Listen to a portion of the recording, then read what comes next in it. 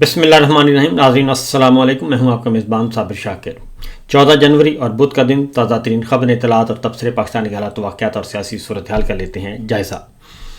پہلی خبر اڈیالہ جیل سے. حسب معمول کل بھی ملاقات نہیں کروائی گئی عمران خان صاحب کے ساتھ بھی اور بشرا بی بی کے ساتھ بھی. فیملی ممبرس کی ملاقات تھی اور وکلا کی ملاقات کا دن تھا، لیکن دونوں ہی ملاقاتیں نہ ہو سکیں اور اس کے بعد اڈیالہ جیل کے باہر دھرنا دیا. پرامن دھرنا تھا، آرام سے بیٹھے تھے. علیمہ خان صاحبہ اور دیگر بہنوں نے یہ اعلان کر رکھا تھا اور بشرا بی بی کی فیملی نے بھی اعلان کر رکھا تھا کہ جب تک ہماری ملاقات نہیں کروائی جائے گی ہم یہاں سے نہیں جائیں گے. لیکن وہی ہوا. رات گئے جب تقریباً 1:30-2 بجے کے قریب، جب سخت سردی تھی اور لوگ اور خواتین، بچے، بوڑھے سب شامل تھے اس میں. پاکستان تحریک انصاف کے رہنما بھی موجود تھے ادھر، اور ان سب پہ پھر پولیس نے حلہ بولا، لاٹھی چارج کیا اور ان کو تشدد کا نشانہ بنایا اور تقریباً 15 سے زائد کارکنان کو گرفتار بھی کر لیا گیا. اور مار دھاڑ کے بعد، تشدد کے بعد، لاٹھی چارج کے بعد، اور وہاں سے پھر ان کو منتشر کیا گیا. اور پھر علیمہ خان صاحبہ اور ان کی بہنوں نے، دیگر بہنوں نے جگہ چھوڑنے سے انکار کیا اور پھر بالآخر ان کی منت سماجت کی گئی اور پھر ایک بات وعدہ کیا گیا، اور اس شرط پہ کہ جو گرفتار کارکنان ہیں ان کو رہا کر دیا جائے گا اور کسی کے ساتھ کوئی زیادتی نہیں کی جائے گی. علیمہ خان صاحبہ اور دیگر بہنوں نے دھرنا ختم کیا اور وہ وہاں سے روانہ ہوئیں. لیکن یہ بات طے ہے کہ عمران خان صاحب کے ساتھ ملاقات کیوں نہیں کروائی جا رہی، اس کی جو ہے وہ ثبوت ایک بار پھر مسلم لیگ نواز کے اعلیٰ ترین جو وزراء ہیں انہوں نے خود بتا دیا. اور انہوں نے واضح طور پر، رانا ثناء اللہ صاحب کل منظر عام پہ آئے اور انہوں نے ایک پروگرام میں بتایا کہ دراصل ملاقات اس لیے نہیں ہم عمران خان صاحب سے کروا رہے کہ ہم چاہتے ہیں کہ ہمیں پہلے یقین دہانیاں کروائی جائیں. اور وہ یقین دہانیاں یہ ہیں کہ عمران خان صاحب سے ملاقات ہم کروا دیتے ہیں، لیکن اس بات کی یقین دہانی کروائی جائے کہ جو بھی ملاقات کرنے جائے گا وہ واپس آ کے عمران خان صاحب کا پیغام جو ہے وہ باہر نہیں پہنچائے گا. اور خاص طور پہ 8 فروری پہیا جام شٹر ڈاؤن ملک گیر ہڑتال کا جو ایک پلان بنا رہی ہے پاکستان تحریک انصاف، اس کے بارے میں عمران خان صاحب جو بھی گفتگو کریں گے وہ باہر آ کر نہیں بتائی جائے گی. اور 8 فروری کی جو احتجاجی کال ہے اس کو بھی اگر مؤخر کر دیا جائے تو ہم عمران خان صاحب کے ساتھ ملاقات آپ کی کروا دیتے ہیں. پاکستان تحریک انصاف نے بھی اور عمران خان صاحب کی فیملی نے بھی یہ شرطیں ماننے سے انکار کر دیا اور انہوں نے کہا کہ ہم جائیں گے، عمران خان صاحب کے ساتھ ملاقات کریں گے، باہر کی ساری صورتحال ان کے سامنے رکھیں گے اور جو پیغام بھی عمران خان دیں گے وہ بالکل منو ان ہم عوام تک پہنچائیں گے. لہٰذا اب تک کی یہ بات، یہ اطلاع موجود ہے کہ یہ بات چیت چل رہی تھی بیک ڈور چینل پہ جو کہ ناکام ہو گئی اور عمران خان کی فیملی نے مکمل طور پر اس سے انکار کر دیا. اب دوسرا مسئلہ ہے کہ عمران خان صاحب تو ہوئے جی سیاسی رہنما ہیں، سابق وزیر اعظم ہیں، سیاسی جماعت کے سربراہ ہیں، ان سے تو خطرہ ہے کہ وہ سیاسی گفتگو کریں گے اور وہ باہر آ کر وہ پیغام عوام تک پہنچے گا. اور 8 فروری کے حوالے سے ان کے اندر اتنا زیادہ خوف پایا جاتا ہے کہ یہ اب سے ان کے ہاتھ پاؤں پھولے ہوئے ہیں. اس کی ریزن یہ ہے کہ پہیا جام اور شٹر ڈاؤن اور ملک گیر جو ہڑتال ہے اس میں نہ ڈنڈا ہوگا، نہ جھنڈا ہوگا، نہ بٹے ہوں گے، نہ پتھر ہوگا، کچھ بھی نہیں ہوگا اور جلد سے جلوس بھی نہیں ہوں گے. صرف شٹر ڈاؤن کرنا ہے، اپنی دکان کو بند کرنا ہے، اپنے رکشے کو، گاڑی کو، ٹرک کو، ٹرالی کو، ٹریکٹر کو، اس کو کھڑا کرنا ہے اور موٹر سائیکل کو کھڑا کرنا ہے 8 فروری کو. اس کے علاوہ اور کچھ نہیں کرنا.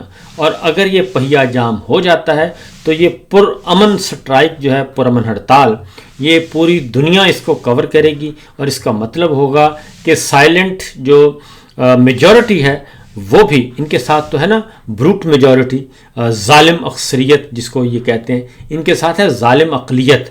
جبکہ جو ایک ملک گیر سطح پہ اکثریت ہے، پرامن لوگ ہیں، وہ بھی اگر ہڑتال میں شامل ہو جاتے ہیں اور اگر شٹر ڈاؤن ہو جاتا ہے، دکانیں بند ہو جاتی ہیں، تو اس کا مطلب ہے کہ یہ حکومت کے دن گنے جا چکے ہیں اور ایک عالمی سطح پہ ایک میسج آئے گا. اس لیے یہ 8 فروری پہ معاملات طے کرنا چاہتے ہیں، ڈیل کرنا چاہ رہے ہیں، جو کہ ناکام ہوگی. دوسری جانب انہوں نے محمود خان اچک زئی صاحب کو بھی گھیرنے کی کوشش کی گئی. لیڈر آف اپوزیشن کے طور پہ ان کی تقرری عمران خان صاحب نے کی ہے. ان کا تعلق پاکستان تحریک انصاف سے نہیں ہے. پختونخوا ملی عوامی پارٹی کے وہ سربراہ ہیں. جو اپوزیشن اتحاد ہے تحریک تحفظ عیان پاکستان، اس کے سربراہ ہیں، اور بلوچستان سے ان کا تعلق ہے.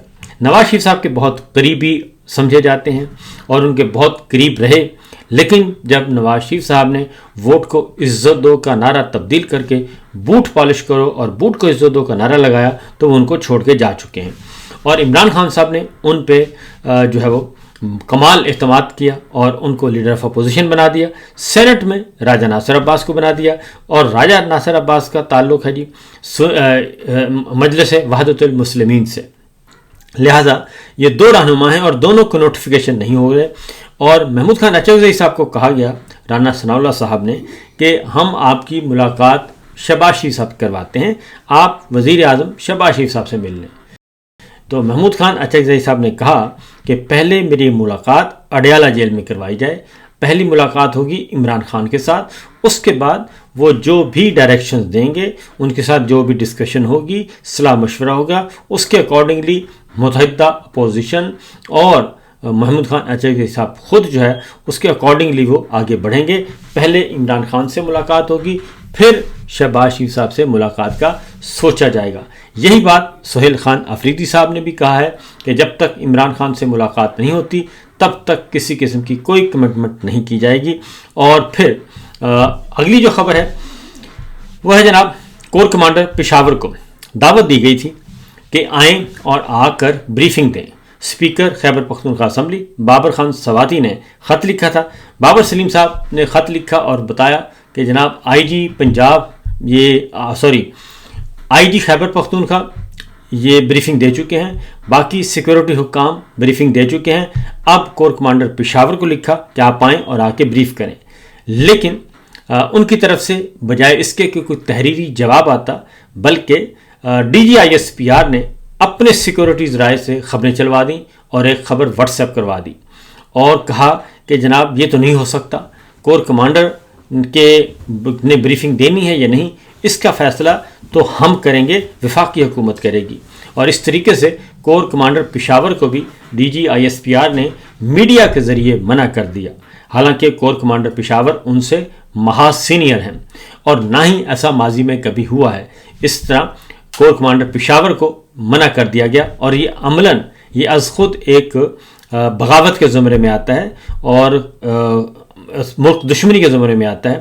کیونکہ جب آپ ایک ذمہ دار کو، ایک سرکاری ملازم کو آپ اس کو ابھار رہے ہیں، اس پہ اشتعال درا رہے ہیں کہ آپ نے صوبائی حکومت جو کہ ریاست پاکستان ہے، آپ نے اس کا فیصلہ نہیں ماننا، آپ نے اس کے خط کے جواب میں وہاں پہ نہیں جانا، جبکہ آپ کی ذمہ داری ہے یا آپ کی رسپانسبلٹی ہے بینگ اے سول سرونٹ کے کہ آپ جائیں اور جا کے بریف کریں. لیکن اس سے بالکل اپوزٹ کیا گیا. اب ایک اور خبر، کیونکہ انہوں نے سزائیں سنائی ہیں سازش کہ جی سازشیں ہوئی ہیں، فوجی عدالتوں سے بھی سزائیں سنوائیں بے شمار، اور ہم سمیت صحافیوں کو بھی سزائیں سنائیں 85 سال. تو D G I S P R نے ایک حرکت کی اور وہی حرکت پھر طلال چودھری سے بھی کروائی گئی، کیونکہ ان میں تو اتنی عقل نہیں ہے. اور D G I S P R نے یہ کہا کہ دہشت گرد جو ہیں وہ حملے کیوں نہیں کر رہے پاکستان تحریک انصاف پہ. طلال چودھری نے بھی کہا کہ یہ نہیں سمجھ آتی، یہ بتائیں کہ آپ پہ حملے کیوں نہیں ہوتے. حالانکہ یہ بات از خود ایک جھوٹ تھی، بالکل جھوٹ.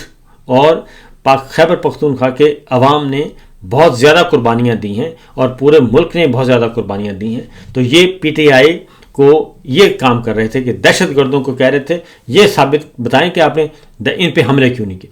اس کا مطلب بڑا سیدھا ہے کہ ایک میسیج تھا، خدا نخواستہ آپ میسیج دینا چاہ رہے تھے کہ جناب ان کو پڑھ جاؤ، اور کوئی میسیجنگ ہو رہی تھی، کیونکہ یہی میسیجنگ ہوئی اور شہزاد اکبر کو 2 دفعہ ان کے گھر پہ حملہ ہو گیا. یہی میسیجنگ ہوئی تھرو میڈیا اور پریس کانفرنس کے ذریعے، اور ڈاکٹر موعد پیرزادہ ان کے گھر میں آگ لگ گئی اور شہزاد اکبر صاحب کے گھر کو آگ لگانے کی کوشش کی گئی. اور یہی کچھ پھر ہمارے ساتھ ہوا، ہمیں بھی سزائیں سنا دی گئی. تو اس کا مطلب ہے کہ آپ کوئی میسیجنگ کر رہے تھے اور کیا آپ کسی کو اشتعال دلا رہے تھے. اس بات کی وضاحت آپ کو دینی چاہیے، کیونکہ آپ کے اس پریس کانفرنس کے بعد اور اس طرح کی بالکل بیہودہ گفتگو کے بعد یہ ہوا کہ واقعتاً وہ ہو گیا اور پی ٹی آئی پہ 2 حملے ہو چکے ہیں. وہ پاکستان کے شہری ہیں اور پاکستان کے شہری ہیں، محب وطن ہیں. آپ اس طرح کیسے کر سکتے ہیں؟ اور وہی کام پھر طلال چودھری صاحب نے بھی کیا.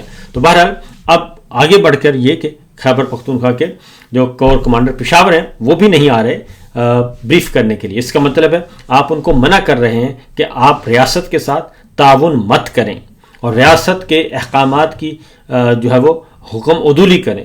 یہ بات ہو رہی ہے. تو اس کی سزا آپ خود تعین کریں کہ اس کی سزا کتنی بنتی ہے اور پھر کیا ایف آئی آر درج ہونی چاہیے. یہ سب کچھ ہونا چاہیے کیونکہ آپ باقیوں پہ تو دھڑا دھڑ ایف آئی آر درج کرواتے ہیں اسی ایشو پہ. اس کے بعد ہے جی نیکسٹ خبر.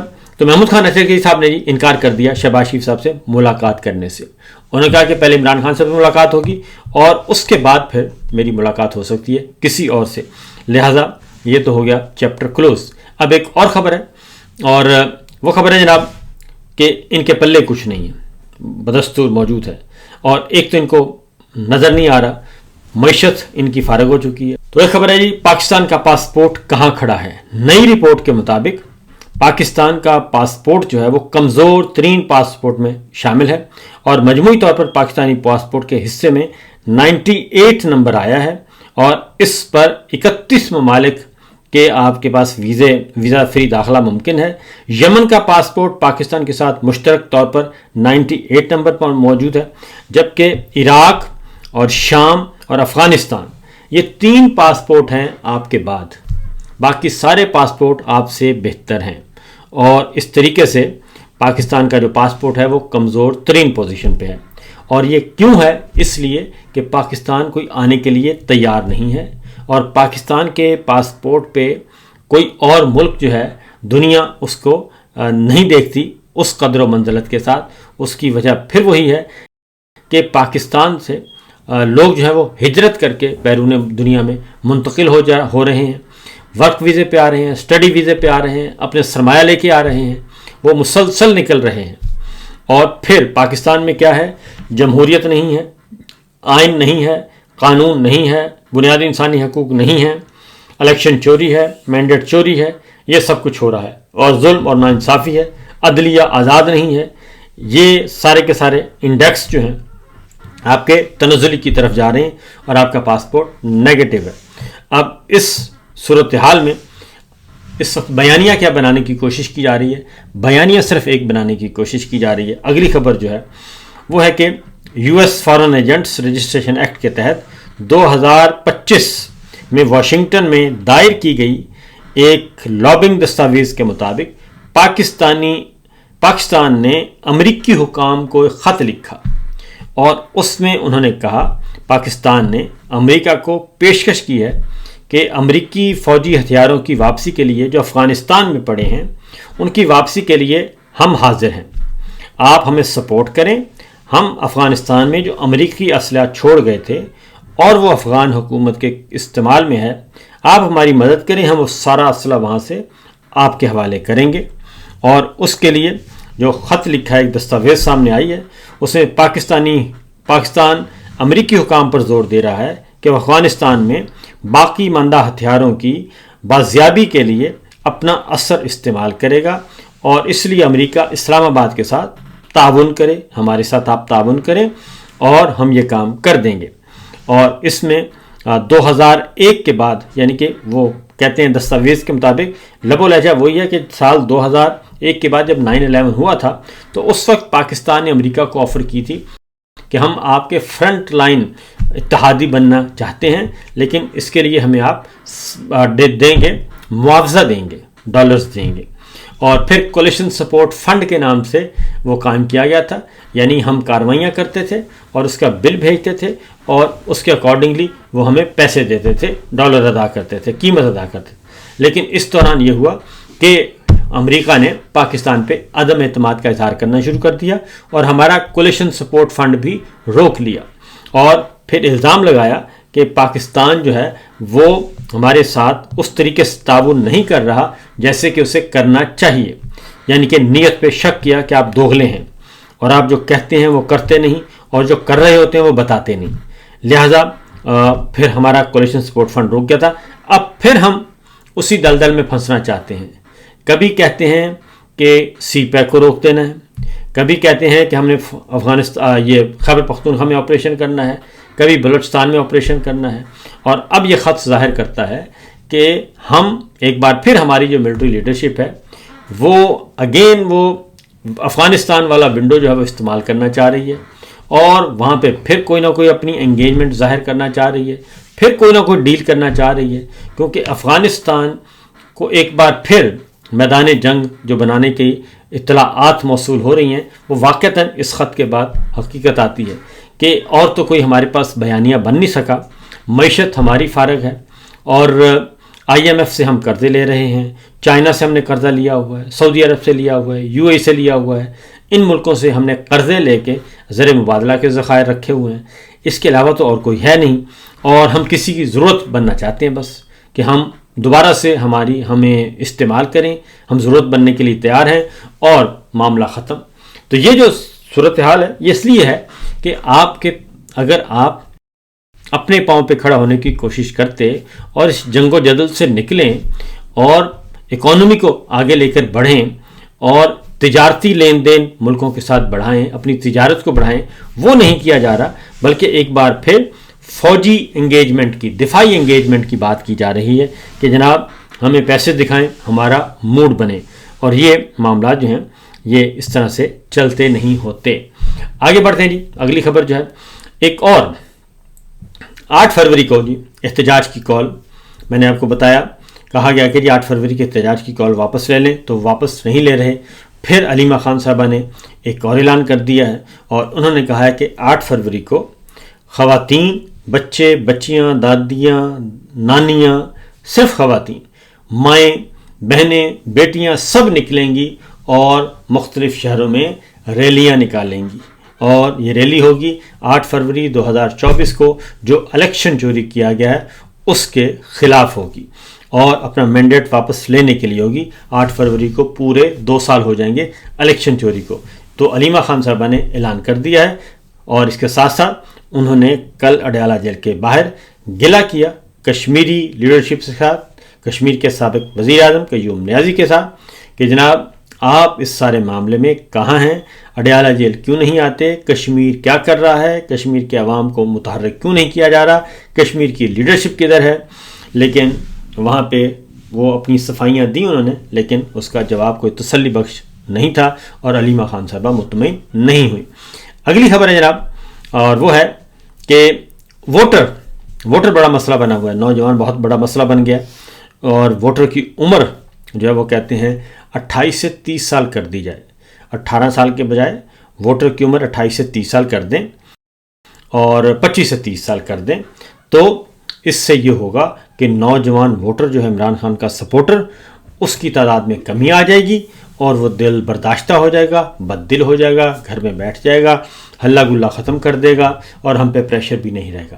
لہٰذا جنید سلیم صاحب کہتے ہیں کہ ایک ترمیم 28ویں ترمیم میں یہ بات بھی شامل کرنے کی توغہ کی جا رہی ہے کہ ووٹر کی عمر جو ہے وہ 25 سے 30 سال کر دی جائے.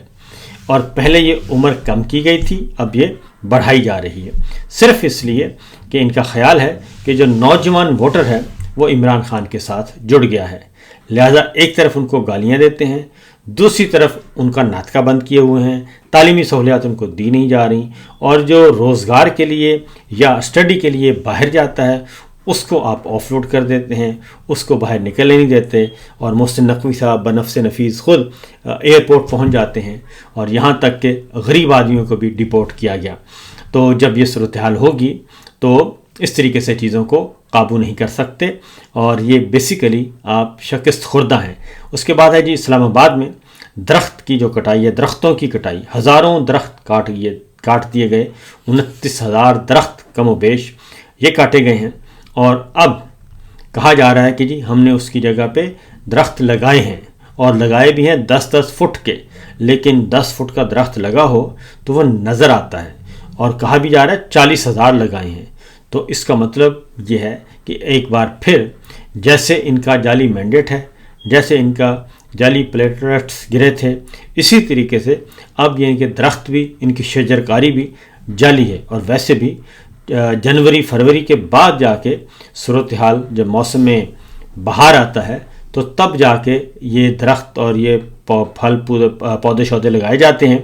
تو ایک تو نظر نہیں آ رہے، اور دوسرا یہ موسم بھی نہیں ہے، کورا جم رہا ہے، اور پتہ نہیں کب. اور پھر یہ کہ یہ درخت کب بڑے ہوں گے، کب یہ آکسیجن خارج کریں گے، کب یہ کاربن ڈائی آکسائڈ جذب کریں گے، وہ ایک لمبا عرصہ ہے. 15 سال بعد اس کے اثرات مرتب ہوں گے، لیکن اس سے پہلے ہی بے شمار ہزاروں درخت اسلام آباد کے کاٹ دیے گئے، اور کہا گیا کہ جنگلی شہتوت کاٹے گئے ہیں اور یہ پولن الرجی کی وجہ سے کاٹے گئے ہیں. تو ڈاکٹر حضرات کہہ رہے ہیں کہ جناب ایسی بات نہیں ہے، وہ تو گھاس سے بھی پولن الرجی پھیلتی ہے، خاص طرح کی جڑی بوٹیاں جو ادھر موجود ہیں ان سے بھی ہے.